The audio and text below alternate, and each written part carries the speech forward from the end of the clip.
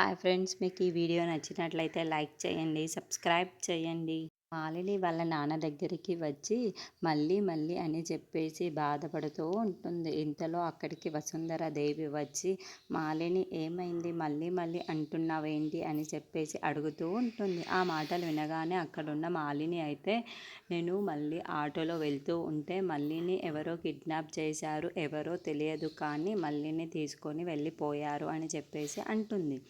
ఆ మాటలు వినగానే అక్కడున్న అరవింద్, మాలిని వాళ్ళ నాన్న అయితే ఒక్కసారిగా షాక్ అయిపోతూ ఉంటారు. ఇంతలో అక్కడున్న అరవింద్ అయితే, మళ్ళీని కిడ్నాప్ చేయవలసినంత అవసరం ఎవరికి ఉంది, ఆ అవసరం ఎవరికే ఉంది అయినా సరే అని చెప్పేసి అంటాడు. ఆ మాటలు వినగానే అక్కడున్న మాలిని అయితే, అమ్మ నువ్వేనా కిడ్నాప్ చేయించింది, ఈ ప్రపంచంలో ఏకైక నువ్వే కదా అమ్మ చెప్పేసి అంటూ ఉంటుంది. అక్కడ వసుంధర దేవి అయితే ఒక్కసారిగా షాక్ అయిపోయి, లేదు నేను కిడ్నాప్ చేయించలేదు అని చెప్పేసి అంటుంది. ఆ మాటలు వినగానే అక్కడున్న మాలిని మాత్రం, లేదమ్మా ఈ ప్రపంచంలో నువ్వు మాలినికి మల్లికి ఏకైక శత్రువి నువ్వే అమ్మ, నువ్వే చేసి ఉండాలి, ఎక్కడ దాచిపెట్టావో చెప్పమ్మా అని చెప్పేసి అడుగుతూ ఉంటుంది. ఆ మాటలకి అక్కడున్న వసుంధర దేవి మాత్రం, నేను కిడ్నాప్ చేయించలేదు అని చెబుతున్నాను కదా అని చెప్పేసి వెళ్ళిపోతూ ఉంటుంది. ఇంతలో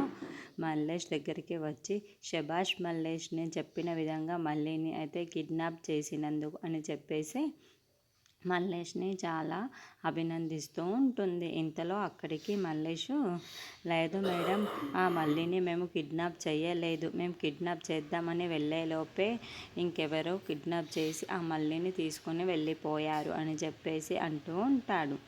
ఆ మాటలు వినగానే అక్కడున్న వసుంధర దేవి అయితే ఒక్కసారిగా షాక్ అయిపోతూ ఉంటుంది. ఏంటి, మళ్ళీని నువ్వు కిడ్నాప్ చేయలేదా అంటే ఎవరు కిడ్నాప్ చేశారు, మళ్ళీని కిడ్నాప్ చేయవలసినంత అవసరం ఎవరికి ఉంది అని చెప్పేసి అనుకుంటూ అలా ఆలోచిస్తూ ఉండిపోతుంది.